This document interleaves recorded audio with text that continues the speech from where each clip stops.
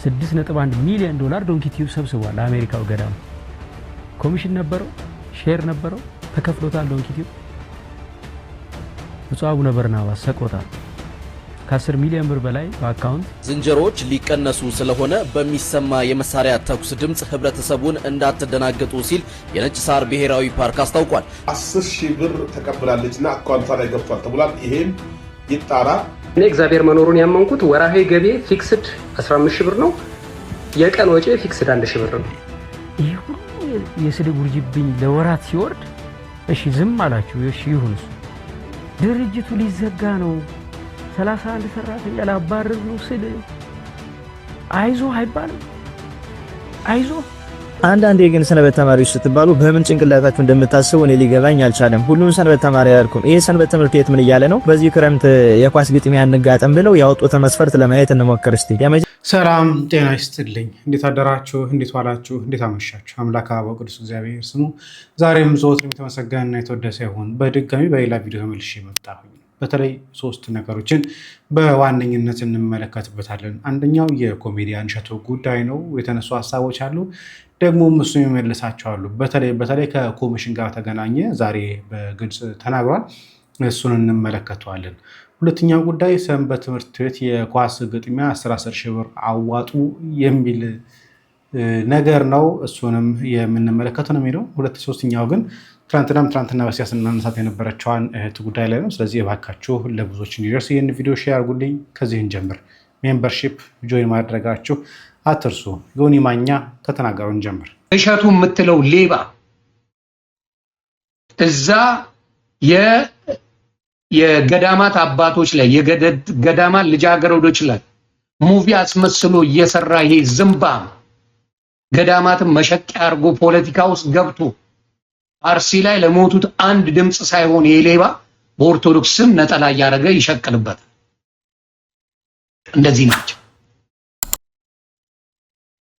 ሆዳሞቹ፣ እንደዚህ ናቸው እርኩሶቹ። የገዳማትን ህይወት አውጥተው አባቶች ተናግረዋል። ድርሽ እንዳትል ተብለሃል። ምን አባክም አታረግም። እዛ ሄደ ይቅርታ ጠይቃለሁ ምናምን ብለህ ዋት አታረግም። ምን አባክም አታረግም። የገዳማት ህይወትን አንተ መታታር ሲያስፈልግ አለ። ብዙ ጊዜ ለገዳማት ሲዋጣ እድሜውን ያርዝመው። ብዙ ጊዜ ተናክሰናል። እኔና ዘመድኩን ለገዳማት አባቶች ሁሉ ጊዜ ይደርሳል። ዘመድኩን ያደርሱታል። የገዳማት አባቶች እንደዚህ አይነት ነገር ያስፈልጋል ሲባል ዘመድኩን ቀድሞ ደራሽ። አንተ ግን ዩቲዩብ ሊሸቀልባቸው ሁሉ ጊዜ የምትመጣው። ስለዚህ እሸቱ የሚባል ቀንድ አውጣን በየገዳማቱ ሄጄ ቀርጻለሁ ሲል ስበሩት ካሜራው። እዛ የምትገኙ ወንድምና እህቶች ገዳማት ልትሳለሙ አባቶች ጋር ልትሄዱ የሄዳችሁ ሰዎች ካሜራ ሊቀርጹ የመጡትን ወርውረው ካሜራው ስበረው። እነሱ ከህዝብ ተለይተው ፈጣሪያቸውን ብቻ ለማምለክ ከህዝብ ዓለም በቃኝ ብለው የገቡ ሰዎች ናቸው። ቀረጻ አይፈልጉም። ይሄ ጉዳይ ባለፈው ላይ የተናገረው ይመስለኛል። እውነት ነው። ዘመድኩን ምንም ጥርጥር የለውም። ለቤተክርስቲያን የሚያደርገው ነገር ገቢ ማሰባሰብ ቢባልም ላመነበት ነገር ቆርጦ ተነስቶ የሚያደርገው ነገር ነው።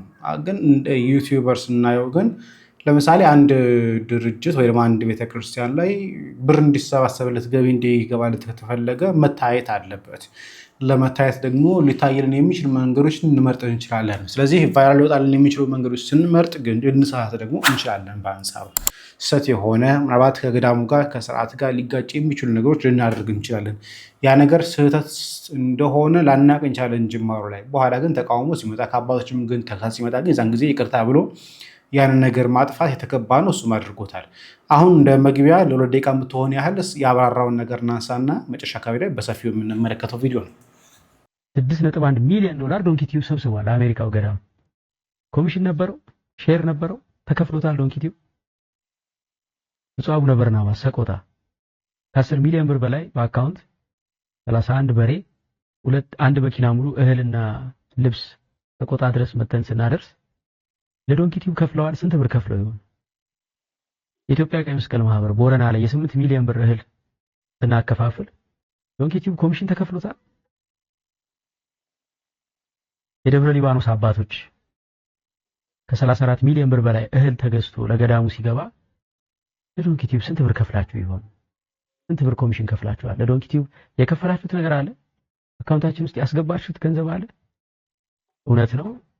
ብፁዕ አቡነ ቀውስጦስ በተገኙበት ትልቅ የምሳ ግብዣ ተደርጎ ለኔና ለባለቤቴ ካባ አልብሳችሁናል፣ ገድለ ተክለ ሃይማኖት ሸልማችሁናል፣ ለሰራተኞችም ገድለ ተክለ ሃይማኖትና ነጠላ ሸልማችኋል።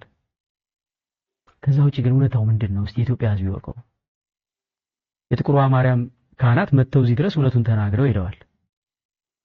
በጥቁሯ ማርያም ቤተክርስቲያን ስራ ዙሪያ ዶንኪ ቲዩብ ድንቡሎ ሳንቲም አልተከፈለውም ብለው ተናግረው ሄደዋል። በዚህ አጋጣሚ የምወደውን ማከብረውን ብንያምንም እጠብቃለሁ። ከመቄዶንያ ከ150 እስከ 200 ሚሊዮን ብር በ3 ቀን ሰብስበናል። ታዲያ ዶንኪ ቲዩብ ኮሚሽን ተከፍሎታል? ፐርሰንት ተይዞለታል? በክፍያ ደረጃ ለዶንኪ ቲዩብ የተከፈለ እንድ ብር አለ? እጠብቃለሁ። ወንድሜ ብንያም ዶክተር ብንያም በለጠንም እጠብቃለሁ። ይሄ እንዲወራ አሁን ላይ የምፈቅደው ለምንድን ነው ካላችሁ ዶንኪ ቲዩብ ቀጣይ ለሚሰራው ስራ ሰዎች እምነት እንዳያጡ፣ የሚሰጡት ገንዘብ ምን ላይ እንደሚያድር እንዲያውቁ። ስንት ብር ሰጣችኋል? ተተኪ ወጣቶች ደግሞ ከስር የሚመጡ ወጣቶች ደግሞ ሚዲያ ላይ ማገልገል ሲባል እንዴት ነው የሚገለገለው የሚለውን እንዲረዱ ነው። እና እጠብቃለሁ። አሁን እውነቱን ወጥተው ካልተናገሩ፣ መግለጫ ካልሰጡ በትክክል ኮሜዲያን እሸቱ ገንዘብ ተቀብሏል ማለት ነው። ማረጋገጫው እሱ ነው። ይሄንን ቪዲዮ ሪከርድ አድርጋችሁ ለሚመለከታቸው አድርሱልን። ይሄንን ቪዲዮ ሼር አድርጉልን። እስቲ ሼር አድርጉትና ወደ ኋላ አካባቢ ላይ እንመለስበታለን። ስለዚህ እንደተባለው እናንተ እንደምትሉኝ በልቼ ከሆነ እውነት ነው፣ ዝም በሉ፣ ቪዲዮ አትስሩ፣ መግለጫ አትስጡ። ነገር ግን ለሁሉም የሰራው በሙሉ ለቤተ ክርስቲያናቱም ለገቢ ማሰባሰቢያዎችም በነፃ ሰርቼ ከሆነ ግን መታችሁ መስክሩልኝ ብሏል። ምናልባት ምን ያደርጋሉ? ይመሰክራሉ አይመሰክሩ የምናየው ነገር ነው የሚሆነው። እንዳልኳቸው በኋላ ላይ እንመለከተዋለን። እስኪ ሰመር ካፕ ተብሎ የተጀመረው የሰንበት ትምህርት ቤት እንግዲህ በጣም አስቂኝ ብር ነው። 10 ሺህ ብር የተባለለት ጨዋታ። አንዳንዴ ግን ሰንበት ተማሪዎች ስትባሉ በምን ጭንቅላታችሁ እንደምታስቡ እኔ ሊገባኝ አልቻለም። ሁሉም ሰንበት ተማሪ አያልኩም። ይሄ ሰንበት ትምህርት ቤት ምን እያለ ነው? በዚህ ክረምት የኳስ ግጥሚያ እንጋጠም ብለው ያወጡትን መስፈርት ለማየት እንሞክር እስቲ። የመጀመሪያው የሰንበት ትምህርት ቤት አባል የሆነ ኳስ ለመጫወት እኮ ነው። ሁለተኛ ለመመዝገቢያ አንድ ጉርድ ፎቶ። ሶስተኛ የሰንበት ትምህርት ቤቱ ማየትም ያለበት 20 ተጫዋች በዝርዝር 20 ተጫዋቾችን አንድ ሰንበት ተማሪ ኳስ ለማጋጠም ይልካል። 10 ተጋጣሚ ቡድኖች ነው የሚያስፈልጉት። ከዛ ባሻገር አንድ ሰንበት ተማሪ በዚህ ቶርናመንት ላይ ለመሳተፍ የሚከፍለው ዋጋ 10 ሺህ ብር ነው። ውድድሩ የሚጀምረው ሐምሌ 6 ነው ብለው ለመመዝገብ ደግሞ በዚህ ስልክ ደውሉ ብሎ አስቀመጡ። እና አሁን በዚህ ሰዓት የቤተክርስቲያን መከራና ችግር ኢምንት የማይሰማችሁ ቆይ እናንተ ከምን ብትፈጠሩ ነው? በዚህ ሰዓት የምትጫወቱበት ኳስ መጫወት ኃጢአት ነው እያልኩ አይደለም። በነገራችን ላይ በዚህ ሰዓት አንድ ሰንበት ተማሪ 10 ተማሪዎችን ልቆ 10 ሺህ ብር ከፍሎ እንዲጫወት የምታደርጉት በምን ጭንቅላታችሁ አመዛዝናችሁ በምን ሳቢ ያስባችሁት ነው? ስርዓተ ቤተክርስቲያንን እንተወስት እዚህ ጋር እንደ አንድ ቤተክርስቲያን መዋቅር ውስጥ እንዳላችሁ ሰዎች ሆናችሁ ስታስቡት ይሄ ነገር አሁን የድሎትና የቅንጦት ነገር እንጂ ቤተክርስቲያንን ምን ይጠቅማታል? 10 ሰዎች ወስዳችሁ ከሰንበት ትምህርት ቤት 10 ሺህ ብር ከፍላችሁ ኳስ ታጋጠሙት እንደ 10 ሺህ ብር ለደና ነገር መዋለቅታችሁ ነው። በገዳማት ላሉ የሚቀድሱበት አጥተው የሚንከራተቱ ብዙ ካህናት ብዙ አብያተ ክርስቲያናት እያሉ እንደ ሰንበት ትምህርት ቤት መደገፍ እየቻላችሁ ለምንድነው ለእንቶ ፈንቶና ለጫወታ 10 ሺህ ብር ከፍላችሁ 10 ተማሪዎች ጊዜያቸውን አባክነው ገንዘባቸውን አባክነው ለማይረባ ነገር ይሄን ሁሉ ዋጋ ከሚከፍሉ ቢያንስ 10 ተማሪዎች ራሱን ችሎ ሌሎች አብያተ ክርስቲያናት ሄደው ስምሪት እንዲያደርጉና ሐዋርያዊ ተልእኮ እንዲሰሩ ማድረግ፣ ከዛ ባሻገር ደግሞ ሰንበት ትምህርት ቤታቸውን ባሉበት እንዲቆዩ ማድረግ እንጂ ዓለም ያመጣችሁ ነገር ሁሉ ትሬንዶችን እየተከተልን የምንዘልቀው ግን እኛ ክርስቲያኖች በመንፈሳዊ ሳቢ እያሰብነው ነው ወይስ ደግሞ እንደ አንድ ዓለማዊ በመንፈሳዊ ሽፋን ተሸፍነን ተደብቀን እየሰራን ነው? ስለዚህ የፍጹም ተገቢ አይደለም። ከዛም ባሻገር ቶርናመንቱን ላጠናቀቁት አንደኛ ለወጡት የዋንጫና የገንዘብ ሽልማት፣ ሁለተኛ ወጡት የኮከብ ተጫዋች ሽልማት፣ ሶስተኛ ወጡት የኮከብ ግብ አግቢ ሽልማት እንዲሁም ለሌሎች አስደናቂና አጓጊ ሽልማቶች ይህንን ቶርናመንት ተመዝገቡ እያላችሁ በስመ ቤተ ክርስቲያን ተሰግስጋችሁ በሰንበት ትምህርት ቤት ስም ለምድ ለብሳችሁ ሰንበት ትምህርት ቤት ለቤተ ክርስቲያን ብዙ ማድረግ የሚጠበቅበት ነገር እያለ እናንተ ግን በዚህ እንተፈንቶ ነገር የሰንበት ትምህርት ቤትን ስምታጎርፉ፣ ሁለተኛ ደግሞ ሰንበት ትምህርት ቤት ያለ ግቡ ያለ ዓላማው ያለ ተልእኮ በዚህ ነገር ላይ እንዲሰማራ እያደረጋችሁ እያደረጋችሁት ነው። ስለዚህ ህግ ካወቃችሁ በህግ አምላክ እግዚአብሔርን ፍሩት። ቤተክርስቲያኗም ብዙ ነገር ከኛ ከሰንበት ተማሪዎች ትጠብቃለች። እኔም ሰንበት ተማሪ ነኝ። ሰንበት ትምህርት ቤት ያወጣችኝ ዲያቆን ነኝ። ለሰንበት ትምህርት ቤት ምንም አይነት ጥላቻ ኑሮኝ አይደለም። በስመ ሰንበት ትምህርት ቤት ተሸፈናችሁ ግን የራሳችሁን ቢዝነስ ስታጧጥፉና ይሄንን እንቶ ፈንቶና ማይረባ ምኑን የሆነ ነገር ሲሰሩ ስመለከት ግን ዝም ብዬ ማልፍበት ሊና የለኝም። የሰንበት ትምህርት ቤት ዓላማው ራዩ ግቡ እቅዱ ተልኮ ይሄ አይደለም። ቤተክርስቲያንን ልንደግፋት በሰንበት ትምህርት ቤት መዋቅር ውስጥ ሆነን ለቤተክርስቲያን የሚያስፈልገውን ነገር ልናደርግላት ህይወታችንን ልንታደግበት ልናድንበት አዋቂዎቹን ያወቅነውን ነገር እንድንኖር እንጂ ሰንበት ትምህርት ቤት ዓላማው እንዲህ የማይረባ ነገር የማይሆን ነገር እንድንሰራበት አይደለም ሰንበት ትምህርት ቤት የተቋቋመው። ስለዚህ ባካችሁ እንደዚህ አይነት ስራ የምትሰሩ በሰንበት ትምህርት ቤት ስም ተሸፍናችሁ ኢቨንት በሰንበት ትምህርት ቤት ስም ተሸፍናችሁ የሰው ልደት የምታከብሩ በሰንበት ትምህርት ቤት ስም ተሸፍናችሁ የማይገባችሁ ቦታ የምትልቀሰቀሱ ሰዎች ማረፍ መቻል አለባችሁ። በተለይ ደግሞ በአመራር ላይ የተቀመጣችሁ ጽሕፈት ቤት እንዲሁም ደግሞ የሰንበት ትምህርት ቤት ስራ አስፈጻሚ አባላት ይሄንን ነገር ቁጭ ብላችሁ እንደተማረሱ ብታስቡት ስሜታዊ አትሆኑ። ጊዜውን እንዋጅ እያላችሁ ከማይጥላችሁ ቦታ ባትልቀሰቀሱና እንደዚህ አይነት ውዳቂ ለቤተክርስቲያን የማይጠቅም ለትውልድም ደግሞ ምንም አይነት ጥቅም በሌለው ጉዳይ ላይ ጊዜያችሁንና ገንዘባችሁን ባታባከኑ መልካም ነው። ይሄንን ነገር ደግሞ የሚያዘጋጀው ተክለ ሃይማኖትና ቅዱስ ገብርኤል ቤተክርስቲያን ከሳቴ ብርሃን ሰንበት ትምህርት ቤት ነው። እናንተ ብታርፉና ብታቆሙ ይሻላል። እስካሁን ጀምራችሁታል፣ ብዙ ሰው ሊመዘግብላችሁ ይችላል። ግን የሰራችሁት ስራ በጣም ጸያፍና መጥፎ ነው።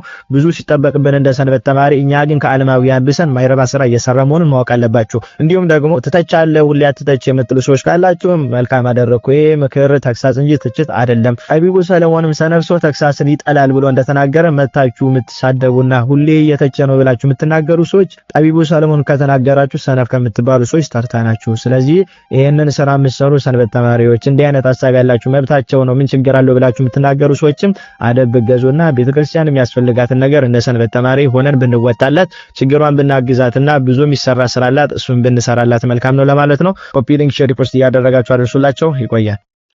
ወንድማችን ዲያቆን ሲራክን እግዚአብሔር ይስጥልን፣ ቃል ያሰማልን። በነገራችን ላይ ከመጨረሻው እንደውም ጀምር ከትችት ጉዳይ ነው። ብዙ ጊዜ እኔም አንዱ የምነቀፍበት የነበረው ጉዳይ እሱ ነው። ጸጋዬ ከመተቸት ውጭ ምንድነው የምታደርገው? ሁሌ ትችት ነው፣ ሁሌ ትችት ነው፣ ሁሌ ነቀፋ ነው የሚል ነገር አለ። መልካም ነገር የሚናገርልን በጣም ብዙ ነው። በነገራችን ላይ ችግር እየገጠመን ያለው ክፍተቶቻችን የሚያሳየን ይሄ ነገር አግባብ አይደለም፣ ይሄ ነገር ትክክል አይደለም የሚለን ነው እያጣን ያለው እንጂ መልካሙን ነገር ሶሻል ሚዲያውም ይቀባበለዋል፣ ያጮኸዋል። ነገር ግን መልካም ነገር በሙሉ ጮኸ ማለት ክፍተቶቻችን ተደፍነዋል ማለት አይደለም።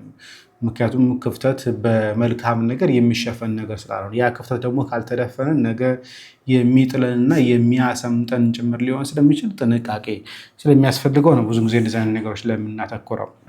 ሌላኛው እንግዲህ የሰንበት ትምህርት ቤት ዓላማ ምን ሆነና መነሻው ሰንበት ትምህርት ቤት አገልግሎት ሲጀመርም ከመነሻውም ጀምሮ መመሪያውም ላይ ስንመለከተው እንዲህ አይነት በዋዛ ፈዛዛ ነገር ጊዜያችን እንዳናሳልፍ ነገር ነው። ድሬዳዋን በእርግጥ ተጀምሮ ነበር የሆነ አስታውሳለሁ። የሰንበት ቤቶች እግር ኳስ ግጥሚያ አለ እንዲህ ያለ እየተባለ ብዙ ጊዜ ትልቁ ችግር የሚገጥመው እንደዚህ አይነት ነው። አገልግሎት ላይ ከሚመጣው ይልቅ እንደዚህ አይነት ቦታ ላይ የሚመጣው ሰው ይበዛል። በተለይ የሰንበት አገልግሎት የምናውቀው ሰው እናውቀዋለን። በተለይ እዛው የኖርንበትም ጭምር ስለሆነ ማለት ነው።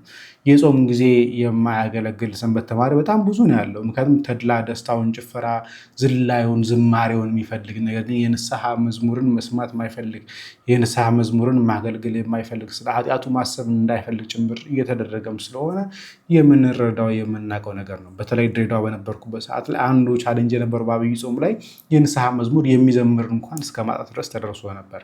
ለምን ሲባል ሰው የንስሐ መዝሙርን አይደለም የሚፈልገው፣ ቸብቸባ ያለበትን ነገር ነው። ለዛ ነው አብይ ጾም ካለቀ በኋላ ሰው ግር ብሎ ተመልሶ ሰንበት የሚመጣው። ለዛ ነው ስለ ንስሐ ማሰብ አይፈልግም፣ ስለ ነፍሱ ማሰብ አይፈልግም፣ የሚያስለቅስ መዝሙር መስማት አይፈልግም። ደስ የሚያሳይ ነገር ነው የሚፈልገው። ስለዚህ ከመንፈሳዊው ይልቅ ለዓለሙ ያደላ እንዳንሆን ሁሌም ቢሆን ጥንቃቄ ማድረግ ያለብን ይመስለኛል። ቲክቶክ ላይ አንድ መልእክት አስቀምጦልኝ ነበር። ጸጋዬ ቪዲዮህን ሳየው ማስታወቂያ ሰዓት ላይ ስታክ ያደርጋል እና ብዙ ጊዜ እያየሁትኝ ያለም ወጥቼ ዘግቼ ድጋሚ ተመልሼ ነው እየገባሁ ያለሁት። ሌላ ቻናሎች ላይ እንደዚህ ነገሮች አያጋጠመኝም። አንተ ቻናል ላይ ሲሆን ግን ስታክ እያደረገብኝ ነው እና እኔ ጋር ብቻ ነው ወይስ ሌሎችንም ጠይቅልኝ ብሎኛል። ስለዚህ ኮሜንት ላይ ማስታወቂያ የምታዩ ሰዎች ማስታወቂያ ሰዓት ላይ የኔ ቪዲዮ ይቆራረጥባቸዋል ወይስ አይቆራረጥባቸውም፣ በምን ምክንያት እንደዚህ የሆነባቸው የሚለውን ነገር ብትነግሩኝ ኮሜንት ላይ ደስ ይለኛል። ስለዚህ እንቀጥል። ወደ እህታችን ሰለመች ከስልም ክርስትና መታ ደጋኝ ተመለሰች ተባለችኋት። አሰላሙ አለይኩም ወራህመቱላሂ ወበረካቱ። ከዚች ከእስልምና ወደ ክርስትና መጥቻለሁ ባለችዋ ልጅ ጉዳይ ላይ ማለት ነው አንድ አስተያየት ያለኝ እኔ መጀመሪያ ይጣራ ወንድሞቻችን ክርስቲያን ወንድሞቻችን እቺ ልጅ አቅርቦ ኢንተርቪው ያደረጓት ነገር ትክክል ነው ወይስ አይደለም የምለው ነገር መጀመሪያ መጣራት አለበት ማለት ነው። እቺ ልጅ ስለተናገረች ብቻ አይ እኔ ድምጹም የኔ ነው ሰውነቱም የኔ ነው እንዴት እንደሆነ አላቅም እኔ እንደዚህ አልተናገርኩም እንደዚህ አልወጣውም ለምትለው ጉዳይ ያ አካል ሌላኛው ገለልተኛ ወገን እሷን ያቀረበው ቀርቦ ከዛም በኋላ ከተለየ በኋላ ነው እንጂ ሐሰተኞች ናቸው ውሸተኞች ናቸው ይሄን ያቀረቡት ድራማ ነው የሰሩብን የምትሉት ሰዎች ተጠንቀቁ ማለት ነው። መጀመሪያ መጣራት አለበት። እንጃ አኩንፋሲኩም ቢነበይን ፈተበየኑ አረጋግጡ ነው መጀመሪያ መረጋገጥ አለበት። ይሄ ጉዳይ ደግሞ ይሄ አጀንዳ ሙስሊሞችና ክርስቲያኖችንም አሁን መልሶ ሊያጣላና ሊያፋጅ ሌላ ጉዳይ በውስጡ የተፈለገ ነገር ስላለ ልጅቷ በቃ እኔ ነኝ ፎቶውም እኔ ነኝ ምስሉም እኔ ነኝ ድምጼም እኔ ነኝ ካለች መጀመሪያ ይጣራ ተረጋጉና ከዛ በኋላ አዎ ከፈለገች የፈለገችውን ሆና ተመልሳም ወደ እስልምናዋ መምጣት ትችላለች መፍቷ ነው ማለት ነው። ክርስቲያንም ሆና ኖራ ከዛ ወደ እስልምናዋ መመለስ ትችላለች። እቺ ልጅ በሆነ አጋጣሚ ክርስቲያን ሆና ነበረ ተመልሳ ደግሞ ወደ እስልምና መጣ ሊሆን ይችላል።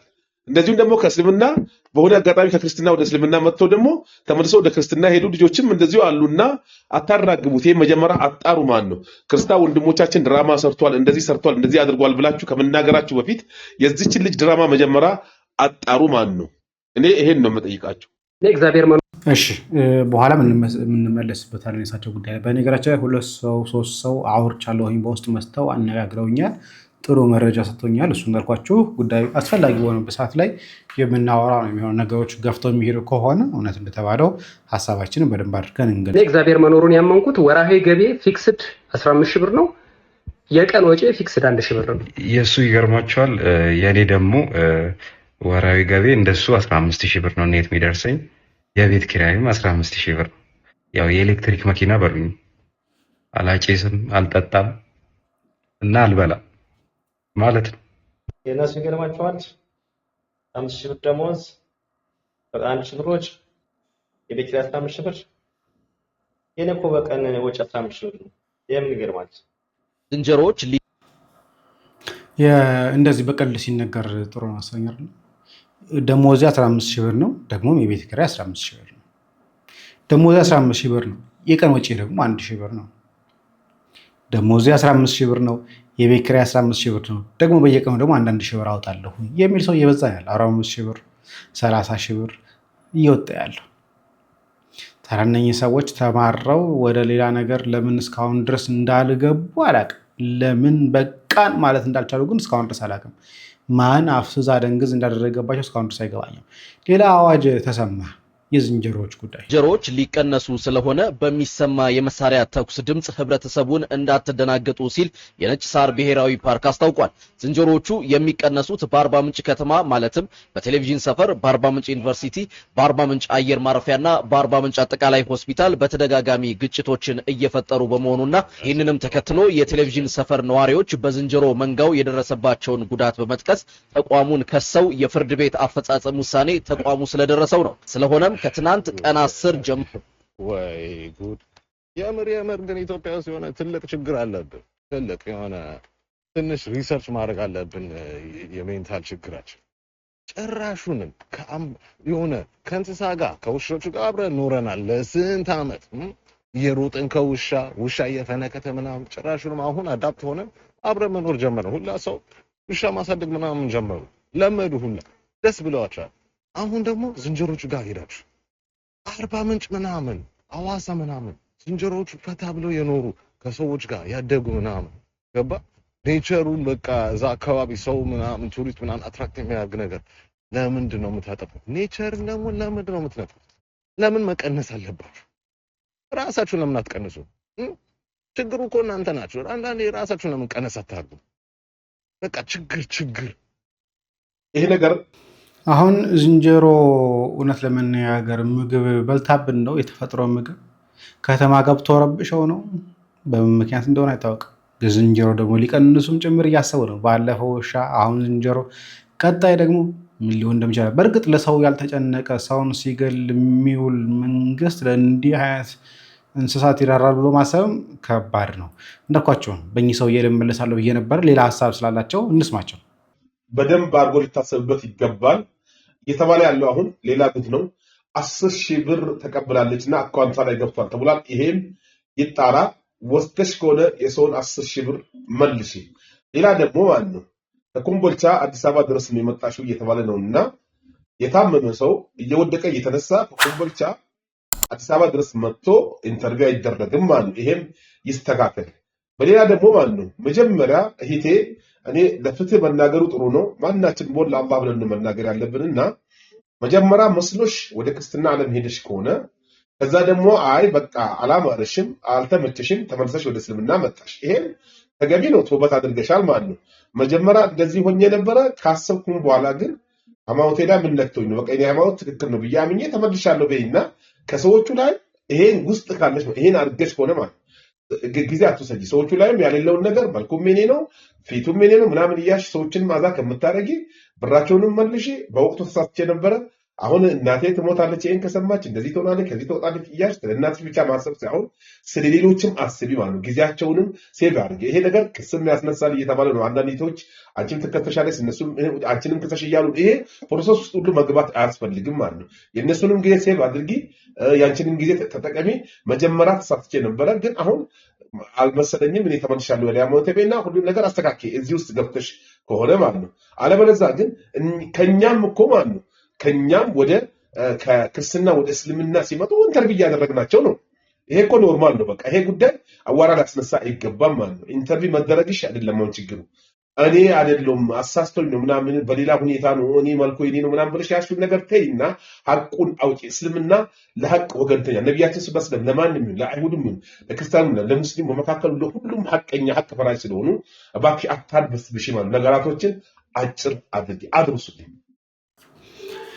እሺ እናመሰግናለን። ያሉትን ሰምታችኋል። እርግጥ ነው 10,000 ብር ወስዳለች። ነገር ግን የወሰደችው 10,000 ብር ግን ከእስልምና ስለመጣች ሳይሆን እዛው ኢንተርቪው ላይ ስትናገር እንደነበረው የቤት ኪራይ ችግሯ ስለነበር ያለችበት ሁኔታ ይህን ነገር የአቅም እጥረት ስለነበረባት ያንን ነገር ይሸፍንላት ዘንድ የሰጧት እንጂ ከእስልምና ወደ ክርስትና ስለመጣች የተቀበለችው ብር አይደለም። የሆነ ሆኖ ግን በአንድም በሌላም ግን ብር አካውንቷ ውስጥ ገብቷል።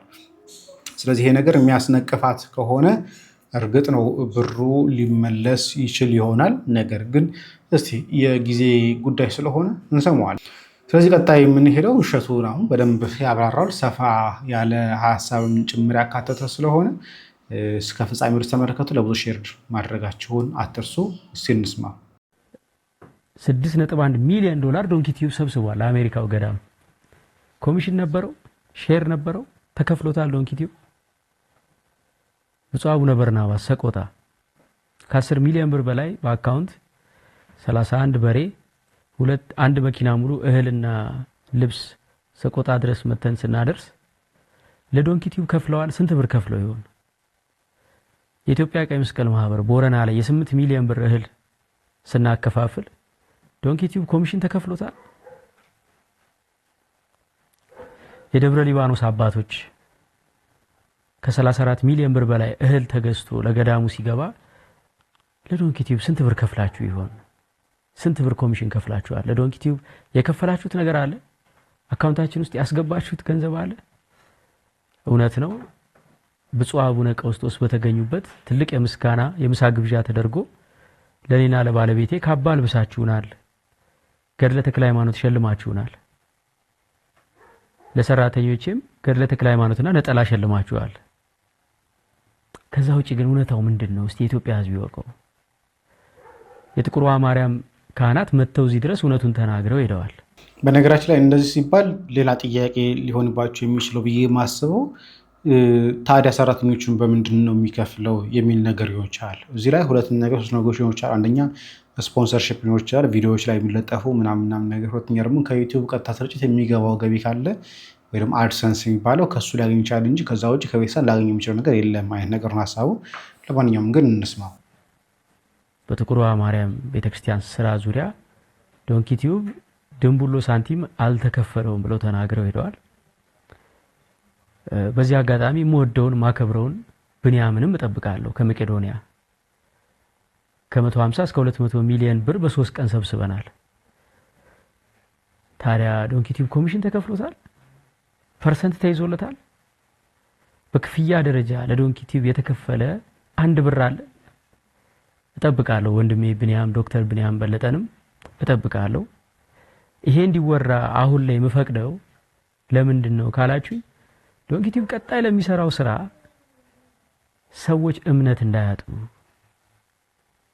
የሚሰጡት ገንዘብ ምን ላይ እንደሚያድር እንዲያውቁ ስንት ብር ሰጣችኋል። ተተኪ ወጣቶች ደግሞ ከስር የሚመጡ ወጣቶች ደግሞ ሚዲያ ላይ ማገልገል ሲባል እንዴት ነው የሚገለገለው የሚለውን እንዲረዱ ነው እና እጠብቃለሁ። አሁን እውነቱን ወጥተው ካልተናገሩ መግለጫ ካልሰጡ በትክክል ኮሜዲያን እሸቱ ገንዘብ ተቀብሏል ማለት ነው። ማረጋገጫው እሱ ነው።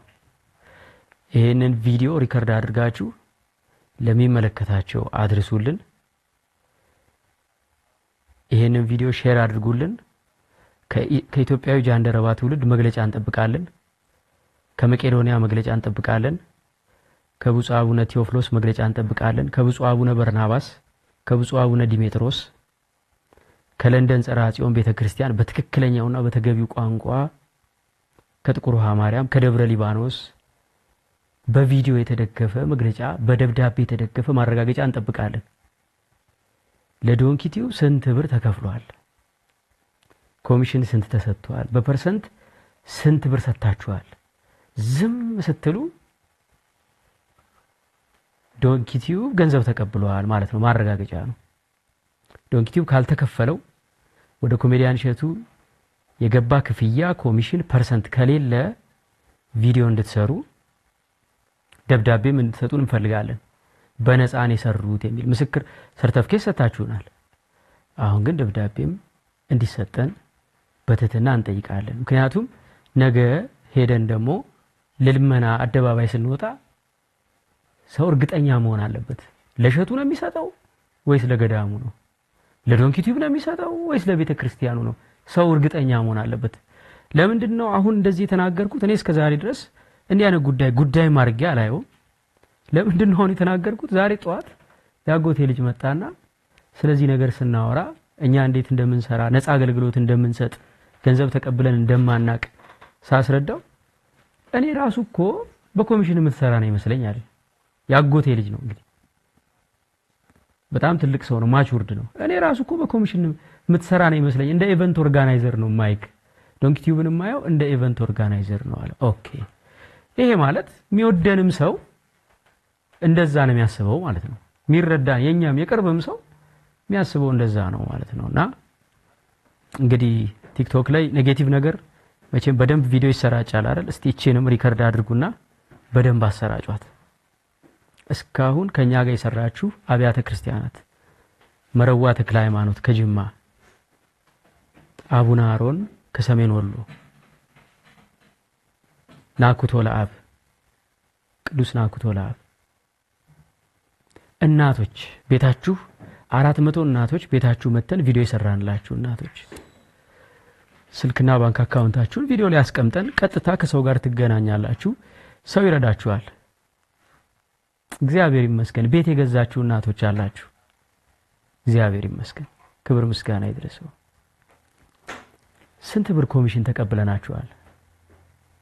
ከገባላችሁ ገንዘብ ላይ ስንት ፐርሰንት ለዶንኪቲቭ ከፍላችኋል? እናንተስ ቪዲዮ ስሩ አልላችሁም፣ አክሰሱ የላችሁም ብዬ ስለማስብ ይሄንንም ላታዩት ትችላላችሁ። ግን የምታዩት እናቶች፣ የምታዩ አባቶች ለምንድን ነው እውነቱን የማትናገሩት? ለምንድን ነው ዝም የምትሉት? ያው ወንድሜ ሊቀ ዲያቆን ታፍኖ ሲበቃው ፈነዳ። ሲበቃው አትናገር ያልኩትን እውነት ወጥቶ ተናገረ። ስለዚህ በቃ አሁን ሰው አይሰናከልብን። በእኛ ሰው እየተሰናከለ ዝም የሚሉት በቃ እውነት ስለሆነ ነው እያለ ጠላትም ሆን ብሎ መርዝ እየረጨ ነገ ጠዋት ሰዎች በጎ ነገር እንዳያረጉ እምነት እንዲያጡ እየሰራ ነውና እስቲ እንግዲህ ይሄንን እጠብቃለሁ። እንደዚህ ላይቭ ገብተን 3 ቀን ተቀምጠን ከጎናችን ናችሁ ወይ ስንል የት ናችሁ? የት ጋር ናችሁ? ኦፍ ኮርስ ሜቢ የጸለያችሁልን ሊሆን ይችላል። ከጎናችን በጸሎት ሆናችሁ ሊሆን ይችላል። ግን አሁን በጸሎት አስቡን አይደለም ያልነው። ከጎናችን ከሆናችሁ ኑና በአካል እስቲ ተናገሩ እውነቱን ነው ያልነው። ከጎናችን ናችሁ ወይ? የት ናችሁ?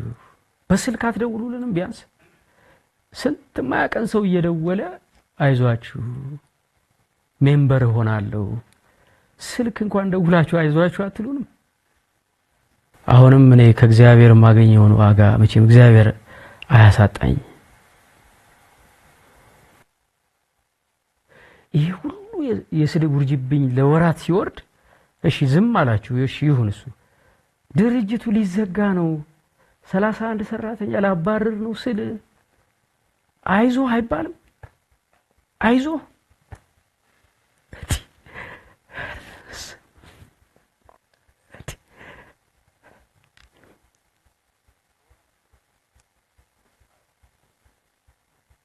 ችግር የለውም 31 ሰራተኛ ቢባረር ማለት ነው። ሌላሽ ስለ ሰራተኛ ለመባረር አንዳንዴ ለመልካም ብቻ ማድረጉ ያን ያህል እርግጥ ነው ልንጸድቅበት እንችላለን፣ ግን ከባድም ነው። ምንም ያህል አንዳንድ ጊዜ ቸግሮናል ብለን ሰው ፊት ብንቀርብ እኔም አድርጌው ስለማቅ ያገኘነውን ብር እናውቀዋለን። ቤተሰቦቼ ብር አተናል፣ እንደዚህ ተቸግረናል፣ የቤት ኪራይ እንኳን የምንከፍለው የለም ብለን ስንል ያገኘነውን ነገር እናውቀዋለን። ስለዚህ መልካም ስላደረገ ወይ ደግሞ ስለ ቤተክርስቲያን ስለተቆረቆርን አሊያም ደግሞ አብዝተን ስለ ቤተክርስቲያን ስለጮህን ብቻ ስቴብል ነው ለማለት አይደለም። ስለዚህ እኔ ፖዚቲቭ ከመጠበቅ አቅም ያለው ሆነ ተብናያከው እንዳሰኘው ዛሬ ሲመርቅ የሚውል ነገር ለመስደብ በጣም ፈጣን ነው። እንደውም እስካሁን ታግሰነዋልም ጭምር ልትባልም ትችላለህ። ስለዚህ አልጠበቅም ብዙም እግዚአብሔር የወደደው እግዚአብሔር የፈቀደው ይሁን ብዬ ነው ሁሌም ቢሆን የምሰራው እንጂ ምናልባት ነገ የሚረዳኝ ሰው አለ ነገ የሚያገኝ ሰው አለ ብዬ አይደለም የምሰራው። ለዛ ሜምበርሺፕም ለመንኩኝ እግዚአብሔር ስጣቸው 13 ሰዎች አሉ እስካሁን ድረስ እግዚአብሔር ይስጥልኝ። ሌሎችም ነገሮች ለምነናል። የቤት ኪራይ አንሶኛል ብዬ ለምኛለሁኝ። ቀሲስ ጋር ተገኝቼ ኢትዮቤሰብ ሚዲያ ላይ ያገኘሁት ብር $4,000 አካባቢ ላይ ነበር። ብዙም ጊዜ እንሰራለን ብለን ለቤተሰብ እናስባለን እንጂ ትንሽ የቤተሰብ ወጣ ብለን ደግሞ መረጃ ብር እናገኘና ትንሽ እንስራ ብለን ስንል ደግሞ የሚጮህብን ጩኸት ደግሞ እናውቀዋለን። እኔ የሳን መረጃዎችን አቅርቤ ትንሽ ደግሞ ስለ ቴዲ አፍሮ ስሰራ አንተ ምን አገባህ አንተ መንፈሳዊ አይደል እንደ ለምን ትሰራለህ የሚሉ ሰዎች በጣም ብዙ ነበሩ። ትንሽ እንኳን ብር ላገኝና የቤት ኪራይ ልሸፍን እንኳን ብዬ ስል ማለት ነው። እና የኛ ሰው የሚያዝን የሚመስል ነገር ግን የማያዝን ግን በጣም ብዙ ሰው እንዳለ ግን እረዳዋለሁ፣ ደርሶብኝም ጭምር ስለማቅ ማለት ነው። ለዛ ነው አሁን ያለሁበት ቤት የተወሰነ መጠን ከከተማ ወጣ ያልኩትኝ የተወሰነ ርካሽ ማገኝ ከሆነም ጭምር ብዬም ጭምር ስለወጣሁኝ ማለት ነው። ይብቃኝ። ለማንኛውም ሌላ ነገር ውስጥ አልግባ። ነገም ደግሞ እንግዲህ ወደ ከሰዓት ወደ ማታ ተመልሰን ላይቭ ለመግባት እንመጣለን እና እንገናኛለን። ነገ ሰላም ደሩልን። ስለዚህ እስቲ አባቶች የሚናገሩና የሚመልሱ ከሆነ እንጠብቃለን። እንዳልኳችሁ ግን የኛን ሰውን ተማምኖ ብቻ ግን እዛ ቦታ ላይ ኮንቴንትን ስቴክ ማድረግ በጣም ከባድ ነው። ዛሬ ደስ ያለው ሰው ነገ ሊጥልህ የሚሯሯጠውም በዛው ያህል ፍጥነት ነው። እናውቃለን። ዛሬ አንተ ጽጌ እኮ በርታ ጀግና ነህ የሚል ሰው ነገር ለመስደብ የሚፈጠን ሰው ነው። ስለዚህ በተቻለ መጠን እግዚአብሔር ላይ ተማምኖ ስራዎቻችንን በአግባቡ መስራት የምንችለውን ያህል መጣር፣ ከዛ በኋላ ግን ሁሉ ነገር እግዚአብሔር ያውቃል ብሎ መንቀሳቀስ ውጪ ሰው ላይ ዲፔንድ ሆኖ ከሆነ ሰውን የምንጠብቅ ከሆነ እገሌ ይታደገኛል አሊያም ደግሞ እገሌ ያግዘኛል እገሌ እኮ በሆነ ጊዜ እኮ በቸገረው ሰዓት ላይ ረድቼዋለሁ ብለን የምናስብ ከሆነ ትንሽ የምንቸገር ይመስለኛል። እና አንዳንዴ ልናውቅበትም ልንነቃበትም ይገባል ብዬ አስባለሁኝ። በዚህ ዓለም ላይ የሆነ ሆኖ እዚያ ያላብቃ እግዚአብሔር እስከዚህ ድረስ አድርሶናል። እግዚአብሔር ይመስገን። ቀሪውን ጊዜ ባርኮ ቅዱስ ሙሉ ሰጠን ቅዱስ ፍቃድ ይሁንልን። ስለዚህ ዝግጅት ይህን ይመስል ነበረ። ሰላም እግዚአብሔር ከእናንተ ጋር ይሁን። ቸር ቆዩ። እንዴት ጆይን እናርግ የሚለውን ነገር ጠይቃችሁኛል። እዚህ ጋር እንደምትመለከቱት ጆይን ምትላለች። እሷን ስትነኳት ወደዚህ ይመጣላችኋል። እናንተ የፈለጋችሁትን $5 $10 እያለ የሚቀጥላለ። ስለዚህ $10ን ጆይን ማድረግ ብትፈልጉ ትነኩታላችሁ። የዛን ጊዜ የሚጠይቃችሁ የክሬዲት ካርድ ምናምን ነገር ይጠይቃቸዋል። አድ ክሬዲት ካርድ የሚላለ። ስለዚህ የዛን ጊዜ ባይ ትሉታላችሁ። ይሄ ክሬዲት ካርድ ፎርሙን ትሞላላችሁ። የት እንዳላችሁ ከሞላችሁ በኋላ ሴቭ ካርድ የሚለውን ስትነኩት ቀጥታ ሜምበርሺፕ ጆይን እንዳደረጋችሁ ይነግራችኋል ማለት ነው።